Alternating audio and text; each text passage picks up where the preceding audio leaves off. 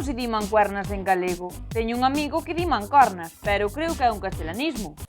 Pois tes razón, xa lle podes confirmar ao teu amigo que non hai mancornas en galego. Tampouco dicimos en galego facer pesas, porque a palabra pesa tampouco existe. É peso, e non pesa. Así que facemos pesos e non pesas. Pero para responder a túa pregunta, a barra con 2 pesos para facer bíceps chamase en galego haltere de man ou haltere curto, ou haltere a secas. Así que nada, colle o haltere ou os halteres se te queres poñer barudo este verán. Non se din ala delta e parapente en galego. Na Real Academia Galega non aparecen.